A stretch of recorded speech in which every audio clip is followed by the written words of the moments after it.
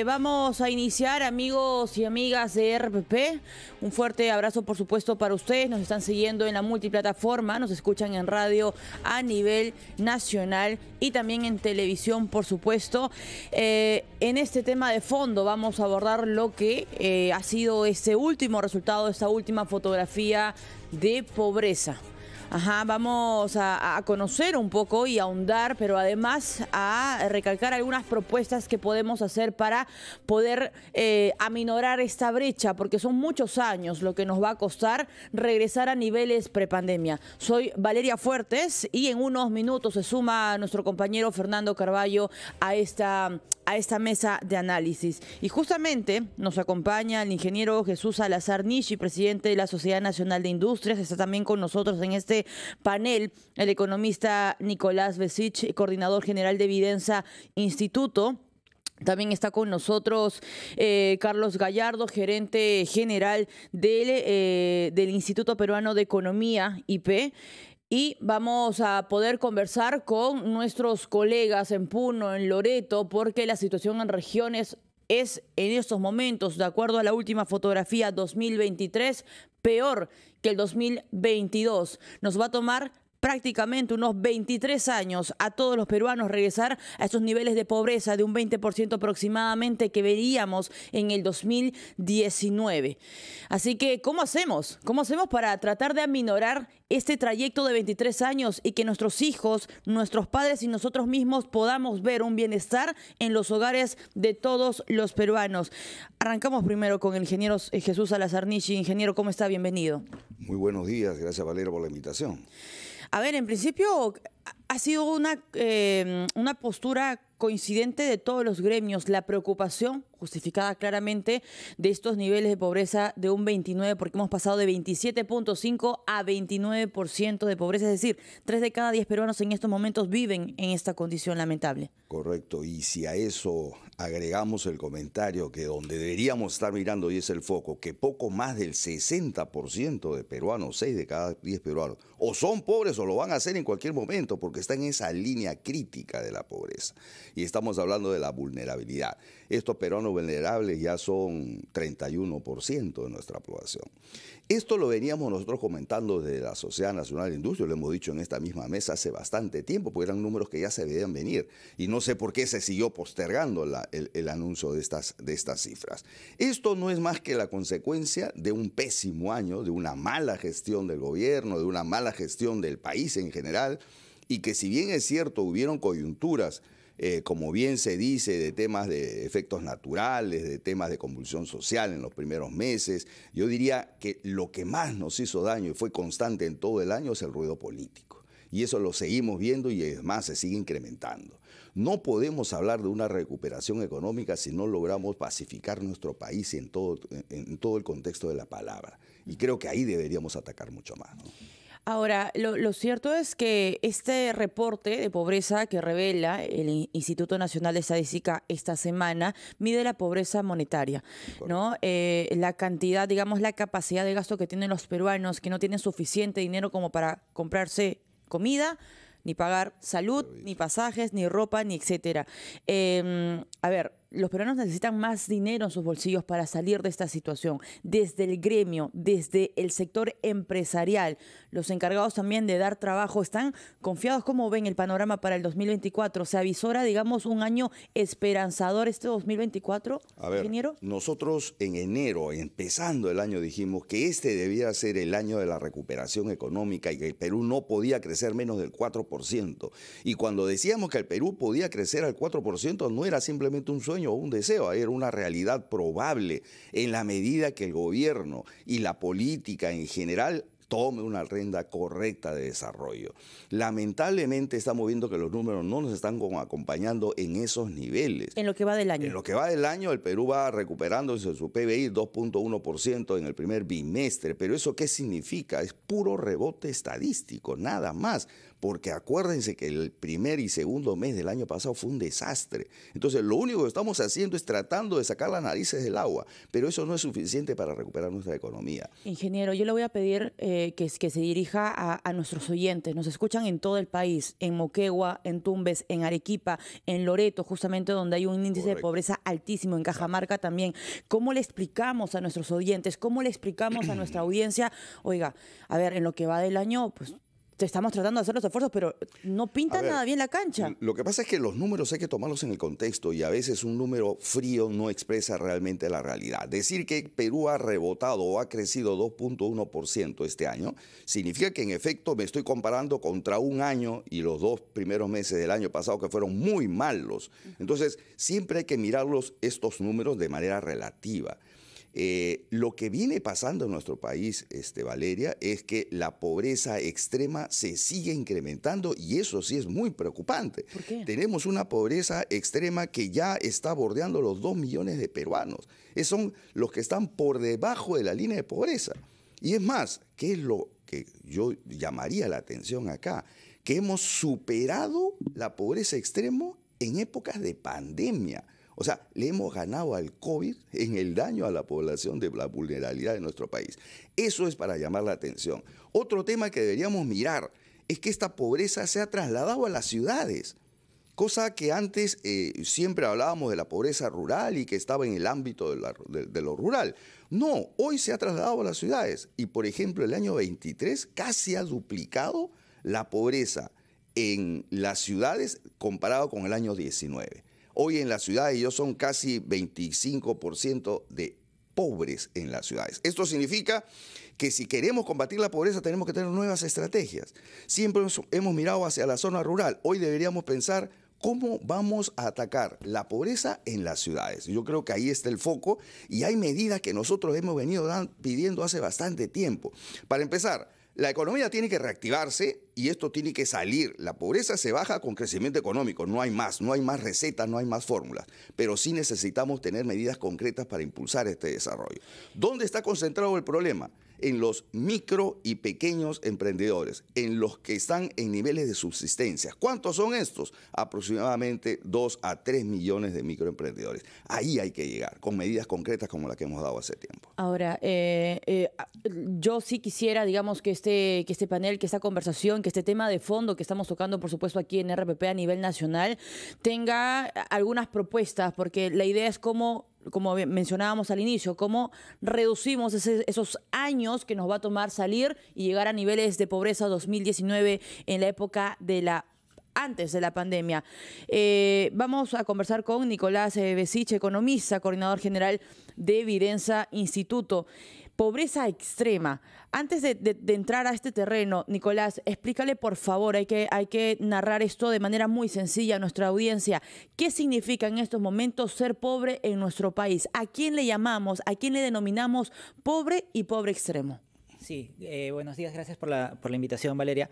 Un gusto estar con todos.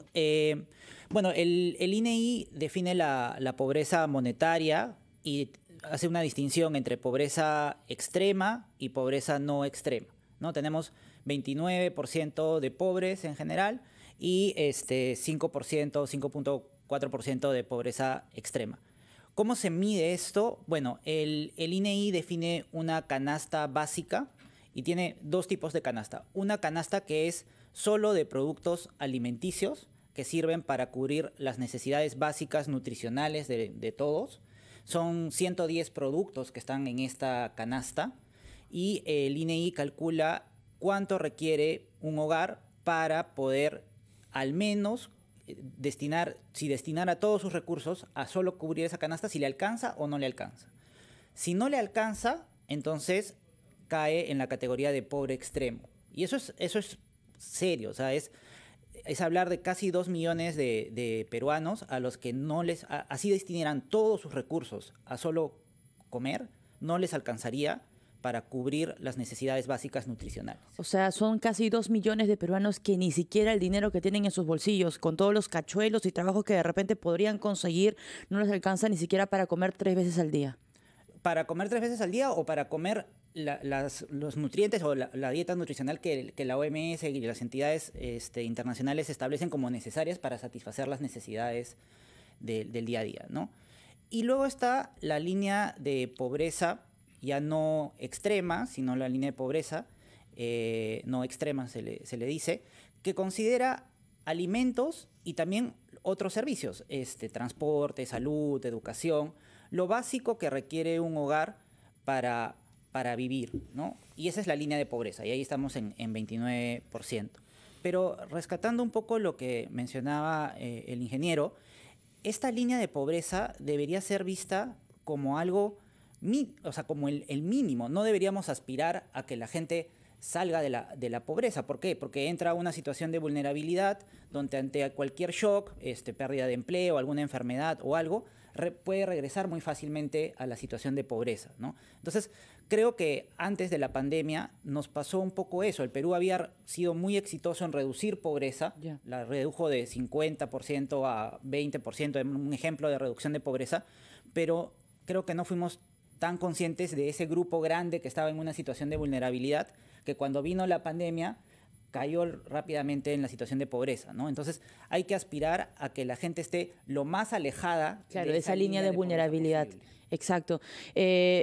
Vamos a presentar a Carlos Gallardo, gerente general del Instituto Peruano de Economía, IP, porque esta situación de pobreza, y voy a dejar la pregunta sobre la mesa, vamos a ir a una pausa y regresamos con la respuesta de Carlos, no solamente se está viendo en Lima y Callao, ojo, que hay más pobres ahora en el 2023 que en el 2022 aquí en la capital, sino que se está viendo reflejada en Cajamarca, en Loreto y en otras regiones cuya lucha contra la pobreza parece que se ha estancado y hasta hemos retrocedido. Carlos, con esa pregunta vamos a regresar, hacemos una pausa. Esto es Tema de Fondo, aquí en RPP, la voz de todo el Perú.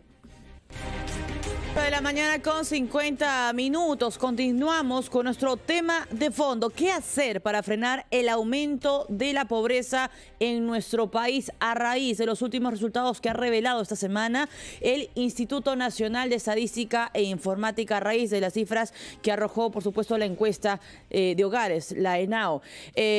Vamos a continuar esta conversación para llevarles algunas soluciones y que también las autoridades puedan saber cuáles son las estrategias que tenemos que implementar y no esperar 23 años para regresar a niveles de pobreza 2019. No podemos esperar tanto, señores. Un niño de 5 años ahora va a tener que ver, digamos, un avance, una recuperación cuando cumpla 28 años. Es algo que como país no nos podemos permitir. Habíamos dejado una pregunta sobre la mesa sobre la pobreza en regiones, ¿no? Porque esto es un tema que golpea a muchos cajamarquinos, a gente que vive en Loreto, a gente que vive en Pasco.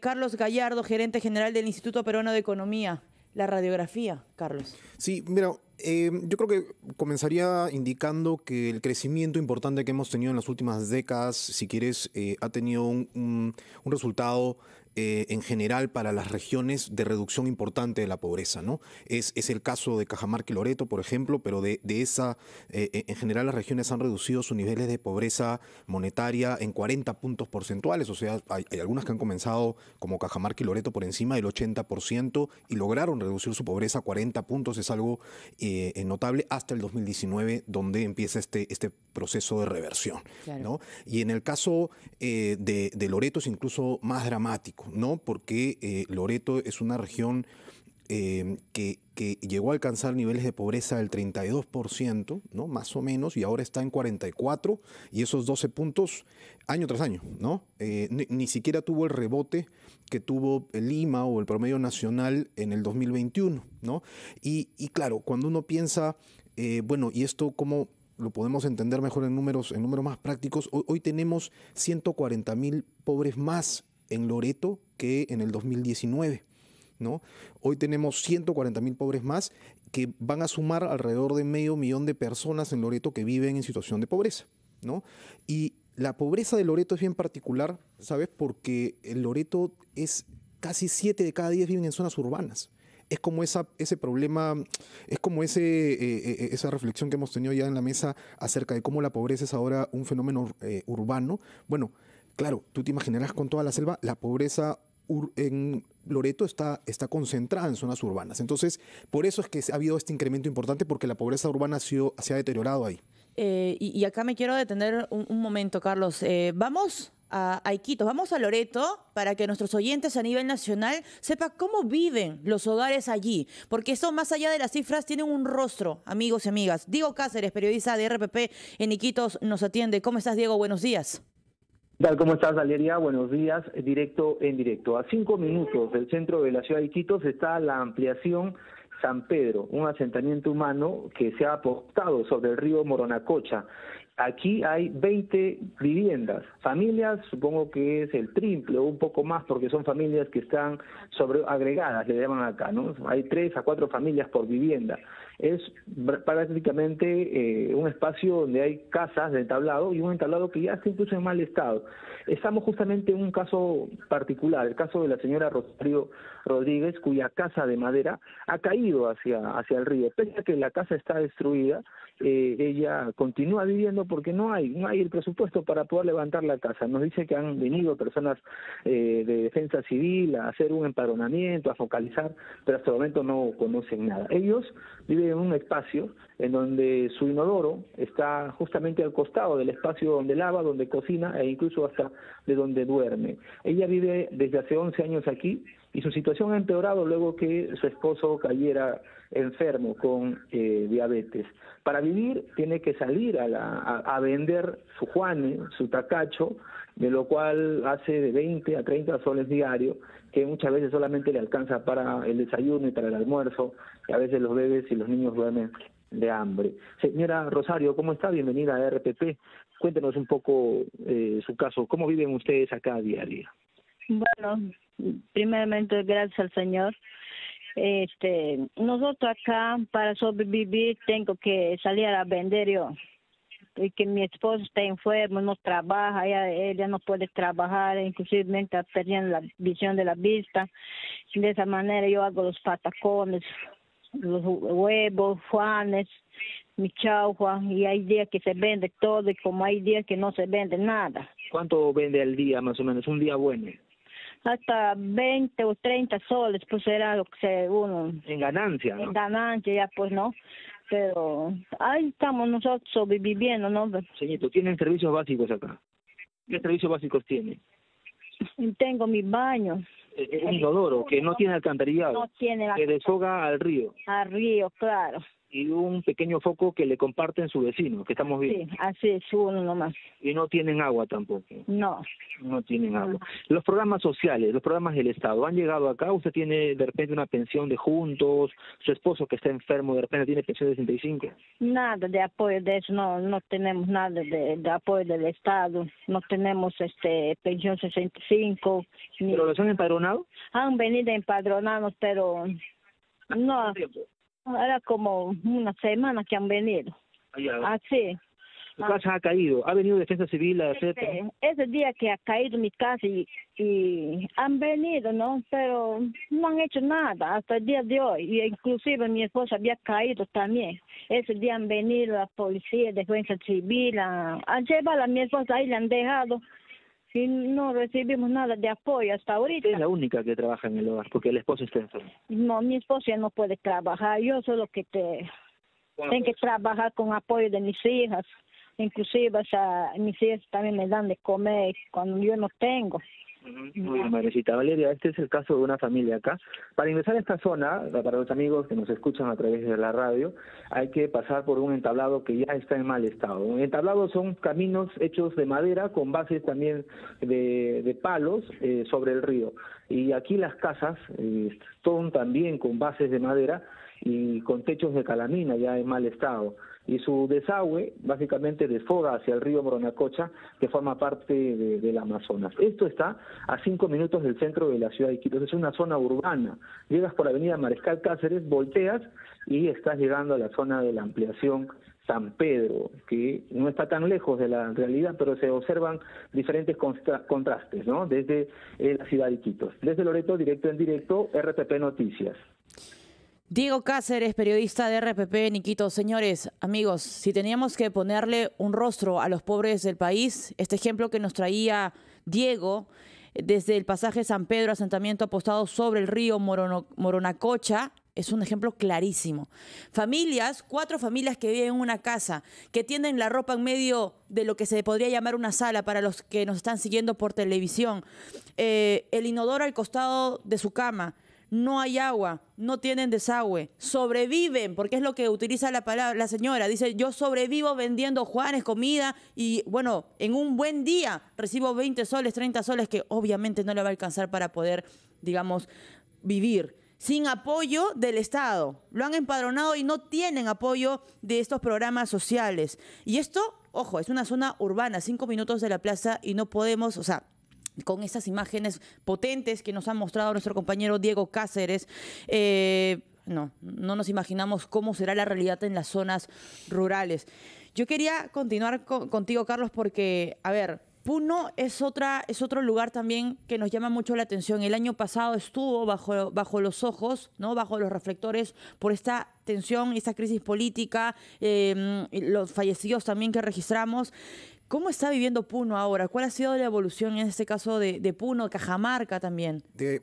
Bueno, a ver, en esto que te comentaba de cómo ha ido mejorando las regiones, lo que no ha cambiado es el top 5, si quieres, salvo Huánuco. Las regiones más pobres hace 20 años siguen siendo las regiones más pobres hoy, ¿no? El caso de Loreto y Cajamarca es el más dramático porque, bueno, estaban en los puestos 4, 5 hace 20 años y hoy están en los primeros 2 lugares, ¿no?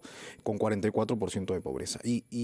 Y en el caso de Cajamarca, que tengo la información, es un poquito a la inversa, ¿no? Porque ahí más bien 7 de cada 10 viven en zonas rurales, ¿no? Entonces la pobreza es como la conocemos y como la hemos enfrentado en los últimos 20 años, y sin embargo tiene todavía mucho camino que recorrer en términos de cubrir servicios, ¿no? Veíamos las imágenes, escuchábamos los audios de Loreto.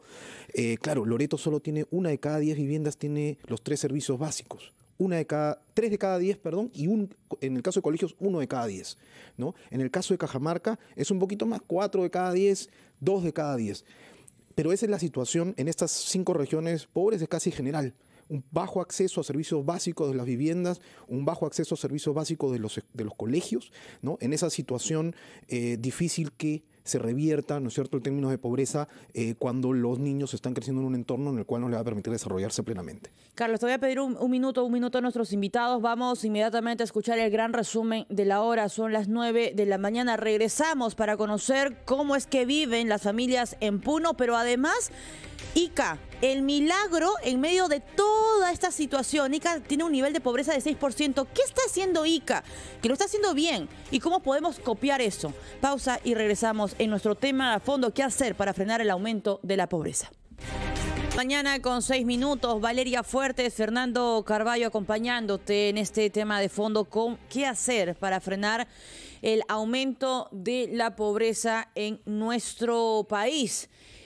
Bueno, hablemos del tema de Ica, un momento. Ica tiene una pobreza de un dígito, de 6%, por debajo, muy por debajo, digamos, del promedio nacional. ¿Qué está haciendo Ica? ¿Qué podemos copiar? Es el milagro en medio, digamos, de estas cifras lamentables que hemos conocido. En este caso, ingeniero, por favor, coméntenos desde el gremio, ¿qué cosas está haciendo bien? ¿Cuál es la mirada que ustedes tienen? A ver, es justamente el foco que debería tener el país para saber imitar esto y reproducir al resto de las regiones. Siempre se habla del milagro de Ica y, por supuesto, no es ningún milagro, es simplemente las consecuencias de haber tomado las decisiones correctas en el momento correcto y oportunamente. ¿Qué pasó? ¿Cuáles son esas decisiones? A ver, Fernando, Ica empezó a desarrollarse a través de la agroindustria. Y la agroindustria o la agroexportación, ¿cómo creció? Porque el país decidió en los años 2000 tener una ley que fomente y motive las inversiones en la agricultura. Exoneró de impuestos, facilitó la contratación, fue más flexible el tema laboral. El boom en Ica empezó a darse inmediatamente. Mira, la agroexportación en el Perú en los años 2000 tenía escasamente 400 millones de exportación. El año pasado hemos cerrado cerca a 10.000 millones de dólares en exportaciones de productos agrarios. Esto es fundamentalmente el eje y el gran desarrollo de Ica. Ica es una de las ciudades donde más se aprovechó el beneficio de esta ley. Hoy en Ica usted va y pone una empresa y quiere contratar gente, no va a encontrar, porque es la menor tasa de desempleo, la menor tasa de informalidad laboral. Ese es otro tema que debemos de ver. Pobreza, informalidad laboral. ¿Con qué se combate? Con inversión privada, con desarrollo. Eso es lo que necesitamos fomentar en nuestro país.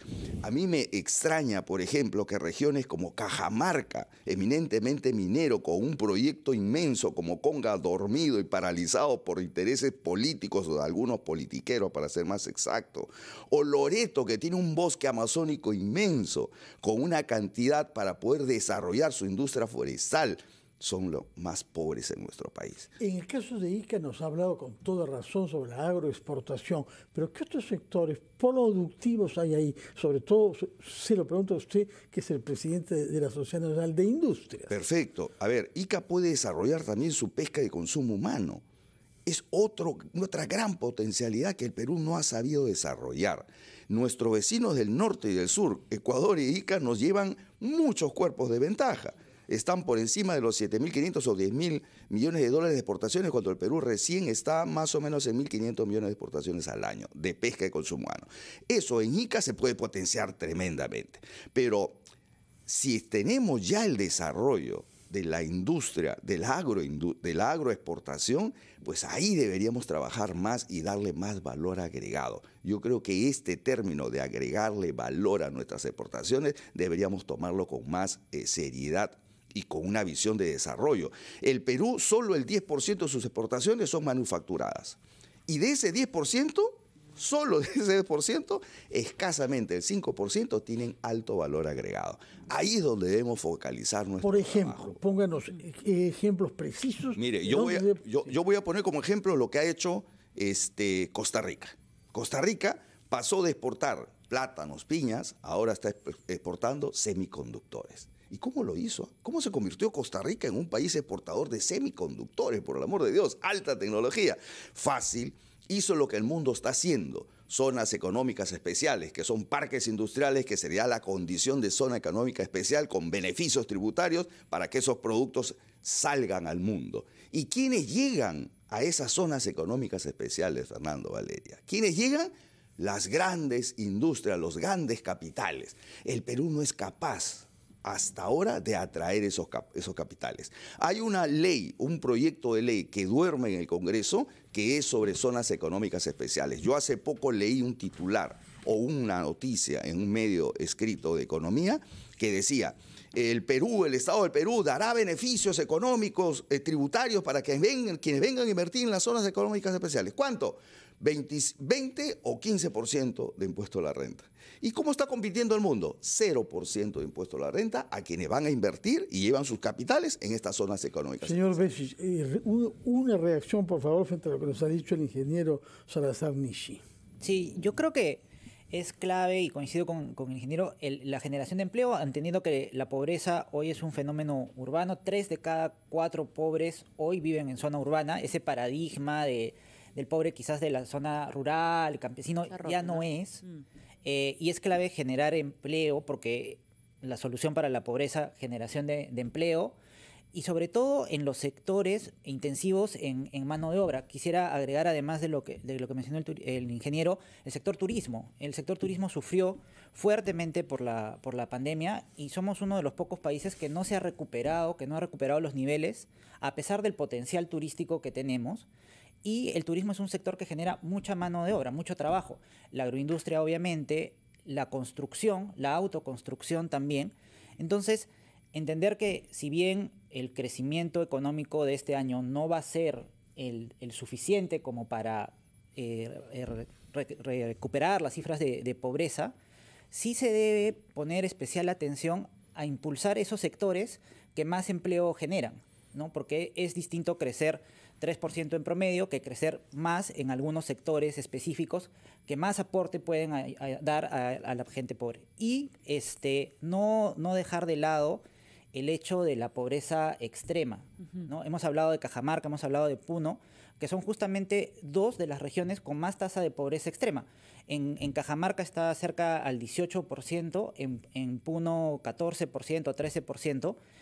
y son niveles altísimos, y el Perú ya en ese caso sí tiene experiencia exitosa con los programas sociales de atender ese tipo de pobreza y de ayudar a mitigar ese tipo de pobreza extrema que es urgente y no puede esperar un día porque implica gente en Puno, gente en Cajamarca que no tiene que comer literalmente. Entonces hay experiencia exitosa. El Perú casi que redujo la pobreza extrema a 2% antes de la pandemia.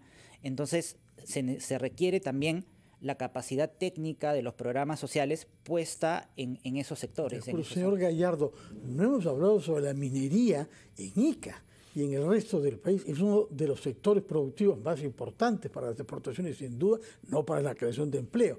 Sí, pero sí para muchos otros factores económicos. Una palabra sobre la minería en Ica y en general en el país. Mira, la minería es una de las actividades principales generadoras de actividad económica en Ica, de movilizar su PBI. Cajamarca es otro caso, digamos, y tenemos, si quieres, en el Perú los casos más exitosos, ¿no? Ica, Arequipa, todo, Moquegua, Tacna, donde esa relación con la minería de largo plazo ha permitido, ¿no? La ganancia de competitividad, la generación de empleo, porque si bien la minería no es tan intensiva en mano de obra directa, sí lo es de manera indirecta debido a los encadenamientos que tiene, ¿no? Entonces, hay casos exitosos, y el caso de Cajamarca es más bien el caso de donde esa reducción más rápida, intensa en los niveles de pobreza que se venían ocurriendo desde inicios de siglo, se interrumpe alrededor del 2012, ¿no? Con la conflictividad vinculada al proyecto Conga, y es donde ya la caída de la producción de cobre, de oro en Cajamarca que produce el 20% del oro nacional, es más del 60% en la última década. O sea, ya no está produciendo cada vez menos oro, ¿no? Y la pobreza empieza a ralentizar el nivel, el ritmo al que va bajando, y luego termina incrementándose. En Cajamarca hay 7, 8 proyectos en cartera, solo 1 o 2 tienen fecha de inicio, y proyectos cuyo valor es más de 18 mil millones de dólares. El caso de lo que hemos visto en el IPE, de lo que el impulso que podría darle la minería si es que salen adelante los proyectos que tenemos en cartera hoy, es poder replicar la bajada de 20 puntos de pobreza que tuvimos en los últimos 15 años, poderla replicar de aquí al 2040. Pero tenemos que sacar esos proyectos adelante. Podemos... Valeria, ¿eso significa cuántos años de aquí al 40? No, ayúdame. Olvídate, o sea, justamente lo que mencionábamos, ¿no? Que un niño de 5 años, creciendo solamente 3%, que es la estimación del Ministerio de Economía y Finanzas, va a haber una recuperación de la pobreza a niveles prepandemia cuando cumpla 28 años. O sea, 23 años nos tomaría, de acuerdo a las estimaciones de IP. Vamos a hacer una pausa, caballeros. Vamos a regresar, por supuesto, en esta programación, este programa especial, tema de fondo, qué hacer para frenar el aumento de la pobreza. Fernando Carballo, Valeria Fuertes, acompañándolos por RPP, la voz de todo el Perú. 18 minutos, tema de fondo, ¿qué hacer para frenar el aumento de la pobreza? 29%, creciendo del 2022 al 2023. Soy Valeria Fuerte, Fernando Carballo acompañándote por RPP, la voz de todo el Perú. Puno, uno de los casos que el año pasado, pues, requirió la atención de todos nosotros por la situación compleja que vivió. También está sumergido en una situación de pobreza. ¿Cómo viven los hogares en Puno? ¿Comen 3 veces al día? ¿Les alcanza el dinero para poder subsistir? ¿Para llevar a los niños al colegio? ¿Para atenderse en la posta, en el hospital cuando caen enfermos? Nuestro compañero Blas Condori, periodista de RPP en Puno, en una de las regiones con mayor índice de pobreza, nos cuenta. Adelante, Blas. Valeria, Fernando, muy buenos días, directo en directo. Así es, la pobreza en la región del Altiplano es de 41.6% a comparación a nivel nacional. Por ello nos hemos trasladado hasta el barrio Chanuchano, ubicado a unos 20 metros de la laguna de Oxidación, alrededor de la prolongación de la avenida Costanera al sur de la ciudad de Puno. En la prolongación de esta avenida viven alrededor de 100 familias que carecen del servicio de agua potable, que consumen de pozos artesanales, cavados desde 3 a 4 metros de profundidad. Por falta de medios económicos solo construyeron pequeños cuartos de ladrillo con barro, con techos de calamina, y hasta las puertas están tapadas con telas. Hoy conversamos con Honorio Checayo Muñuico, presidente del barrio, quien tiene 3 hijos, de los cuales aún continúa en edad escolar. La ganancia diaria solamente alcanza en forma mensual de 500 a más, que aún no alcanzan con muchos casos para pagar. Señor Honorio, ¿cuál es la alimentación diaria que tienen? ¿Ustedes se alimentan 3 veces al día? Bienvenido a RPP. Buenos días, un cordial saludo a todos los hermanos del país. Bueno, en sí, bueno, pues obviamente nosotros como hombres andinos estamos acostumbrados, ¿no?, a comer nuestra papa, nuestro quinoa, nuestro chuño, pero con estos años que ha pasado ya no hay esa producción y tenemos que ir al mercado. Y como usted bien lo dijo, ya en el mercado todo es dinero y lamentablemente como que cada semana que vamos yendo ya no alcanza la plata. Entonces tenemos que muchas veces ya prohibirnos ya no ingerir, digamos, ¿no es cierto?, desde desayuno, almuerzo, comida, ¿no? A veces tenemos que tomar, ¿no?, agüita con pan en la mañana y bueno, guardar alguito para las 12 y igual en la tarde, ¿no? Bueno, de la misma forma, ¿no? Ya no podemos hacer una comida como antes nosotros, por lo menos en nuestro campo, comíamos, ¿no? Ustedes han llegado con unas esperanzas de quizás superarse, tener más dinero, tener una buena casa aquí en la ciudad de Puno. Sí, efectivamente este barrio, a pesar que es, mira, un barrio antiguo, pero mira, como ves en la precariedad que estamos, ¿no?, y mucha gente que hemos venido de diferentes sitios, de más que todo del sur de Puno, estamos acá y la verdad, como usted dice, no podemos tener una vivienda digna, no podemos tener, ¿no es cierto?, los servicios que necesitamos.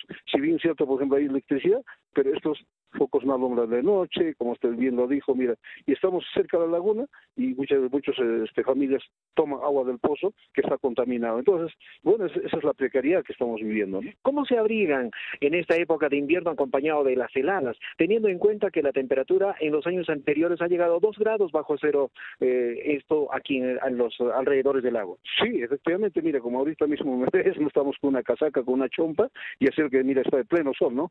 Porque sí, o sea, necesariamente acá tenemos que nosotros usar una casaca donde tenga, pues, ¿no es cierto?, chalina, ¿no? Hasta a veces, de verdad, yo me recuerdo hasta de poner mi poncho, porque es una forma de abrigarnos, ¿no es cierto? Entonces, ese es, digamos, ¿no?, en que estamos, ¿no? ¿Tienen ustedes el apoyo de programas sociales del gobierno central? No, acá, mira, usted sabía, en los barrios ya, aparentemente los barrios ya son, pues, ¿no?, pero como estás viendo la precariedad, ahí está el problema, ¿no? Entonces, hay una dicotomía, pues, no, bueno, ¿no? Efectivamente, en el campo hay, pero en los barrios urbanos marginales, en este caso, ¿qué se va a hacer? Entonces, ahí creo que tiene que haber, digamos, una mirada de ver cómo se está viviendo en los barrios, en este caso, no simplemente de Puno, en los barrios de las diferentes ciudades, ¿no? Nos han indicado también algunos vecinos que solamente se dedican los días sábados, que es día de feria, para poder tener a bordo de triciclo, mototaxi, entre otros, ¿no?, para seguir trabajando. ¿Usted en qué se dedica? ¿Le alcanza el dinero que gana durante el mes para la educación de sus hijos? No, mira, como digo, bueno, en mi caso por lo menos siquiera tengo algo de ingreso. Hay vecinos que no tienen ni siquiera, ¿no?, claro, hoy día y mañana alguito de plata hacen, pero eso es para toda la semana. Entonces, mira, a veces, mira, el gas está entre 60 hasta 65 soles, ¿no es cierto? Y el gas ya no dura, pues antes duraba siquiera 12 días, ahora dura 8 a 10 días, ¿no? Entonces al mes estamos comprando 2 balones hasta 3 balones. Y como digo, si hacemos la canasta, por lo menos, mira, un sábado que salimos a la plaza, tenemos que gastar unos 60, 70 soles. Y mira, y si multiplicamos por 5 semanas, ¿cuánto es, no? Entonces, ahí nomás, o sea, prácticamente ya, ¿no? Y lamentablemente, por ejemplo, tengamos que restringir de muchas cosas a nuestros hijos, y eso es, ¿no? Si bien es cierto que hay colegios públicos, pero no podemos nosotros asistirlo como debemos de asistir a vuestros hijos y darles también, digamos, ¿no?, las comunidades que ellos necesitan laptop, necesitan un celular, pero a veces no tenemos eso, tenemos que compartir el celular o laptop entre 2, 3 hijos que tenemos, ¿no es cierto? Fernando Valeria, en directo desde Puno, si tienen alguna información adicional que pueden hacerle al presidente de este barrio. Gracias, Blas, por este reportaje. Nos ha conmovido naturalmente, nos hace recordar que la pobreza, que es el tema de este programa extraordinario de RPP, no es solo una variable económica, y sobre todo una condición de vida. Y gracias por habernos hecho escuchar, y felicítalo, a un padre de familia que nos dice que lo que le ofrece de desayuno a sus hijos es pan remojado en agua y luego aguantar hasta horas después que puedan comer algo que se halle durante el día. De manera que recordemos eso. Y es una situación humana que afecta a la familia, a la dignidad de los padres y al futuro de los niños. De ahí la importancia de nuestros 3 invitados, Valeria. Totalmente de acuerdo contigo, Fernando, ¿no? Más allá de las cifras, estas cifras tienen un rostro de mujeres, de varones y de muchos niños que no están viviendo y no se están alimentando correctamente. Vamos a terminar con esta última ronda. Algunas conclusiones, algunos apuntes que desean ustedes agregar a esta mesa con usted, ingeniero. De acuerdo, yo empezaría diciendo que lo que acabamos de escuchar es la radiografía, la dura radiografía de la pobreza de un país rico. Y esto indigna. Indigna porque por muchos años seguimos hablando de la pobreza en el Perú cuando las potencialidades de crecimiento son tremendas. A ver, ¿qué es lo que hemos notado en las dos conexiones que hemos tenido en las dos regiones más pobres, en las dos de las regiones más pobres? Que hay personas que salen a vivir el día a día, ¿no es cierto? Esta señora de Iquitos que nos decía, yo salgo todos los días con mi huevito, con mis Juanes, a veces vendo, a veces no vendo. Esa es la realidad de 3 millones de peruanos que todos los días salen a vender caramelos, sanguchitos, salchipapas, lo que puedan. Y a veces les va bien y a veces les va mal. Y como no les va tan bien últimamente porque la demanda ha caído en todos los niveles, ese pequeño capitalcito que tienen del día a día se lo van consumiendo. Y hoy ya no tienen ni siquiera el capital para comprar los insumos mínimos para hacerse un sándwich a salir a vender todos los días. Ahí es donde tenemos que ponerle el foco. Esos 3 millones de peruanos mañana mismo del Estado deberían recibir una ayuda. Y no estoy hablando de bono, no estoy hablando de regalo. ¿De qué estoy hablando? Del planteamiento que hicimos hace bastante tiempo y se lo hicimos directamente a la Presidenta de la República. Necesitamos generar todo un impulso de microcréditos a través del Banco de la Nación y a través de cuentas con DNI. Olvídense del RUC, olvídense de la formalidad. Nuestro Perú es un país informal. 80% de nuestra economía es informal. Lleguemos a ellos a través de microcréditos. 1.000 soles. Que le demos 1.000 soles con garantía del Estado. La tasa de morosidad en estos niveles son muy bajas, por ejemplo. Y por último, el que no paga habrá muerte civil. Hay forma de llegar con cuentas con billeteras electrónicas. 1.000 soles a cada uno. Al día siguiente, amigos, estaríamos inyectando 3.000 millones de soles a la economía, que no van a ir al ahorro, van a ir a dinamizar la economía, porque todo eso se va a convertir en capital de trabajo. Pero hagámoslo, por el amor de Dios. Señor Besic. Sí, no, yo quiero destacar quizás 3 puntos, ¿no? El primero es entender, una vez más, porque esto no es algo nuevo, ya venía desde el 16-17, el tema de la pobreza urbana y cómo atenderla, la generación de empleo que es clave. Hay un tema que no hemos tratado hoy, que es el tema de la seguridad, que impacta directamente cómo los pequeños bodegueros, mototaxistas, los repartidores les roban la bicicleta, les roban la moto, los extorsionan. Eso tiene un impacto en la pobreza directa y en la pobreza urbana. La urgencia de atender la pobreza extrema, sobre todo en zonas rurales. Y destacar una vez más la importancia de la inversión. Conversábamos en la pausa el caso de Cajamarca y Apurímac, ¿no? Cajamarca y Apurímac tenían tasas de pobreza muy similares en el 2011, ambos alrededor del 55%. Hoy Cajamarca tiene una tasa de 44%, Apurímac de 25%. Claro. Ahí vemos el resultado y el efecto de la inversión. Obviamente no es suficiente solo la inversión, se requiere también políticas públicas y un buen uso de los recursos que esa inversión genera. Tremendo reto. Carlos. Sí, dos ideas. La primera es que, creo que la economía y las cifras de pobreza nos indican que esas grandes reformas que necesitamos hacer y que venimos evitando los últimos 20 o 30 años, hay que hacerlas, ¿no? La reforma política, laboral, tributaria, en fin, administrativa. Pero mientras tanto, porque ese debate y lograr esas reformas nos puede tomar mucho tiempo, tenemos que trabajar, pienso, en el corto plazo en 4 cosas, ¿no? La primera es minería. O sea, tenemos que seguir sacando los proyectos adelante de manera sostenible. Agricultura, los proyectos de irrigación que están en cartera, varios paralizados años, ¿no es cierto?, de salir, podrían más que duplicar las zonas de cultivo. Turismo, ¿no? Es inaudito que sigamos todavía sin haber recuperado siquiera los niveles del 2019. Y si mañana quisiéramos 10 millones de turistas, no estamos tampoco preparados para recibirlos. Y lo último, gas.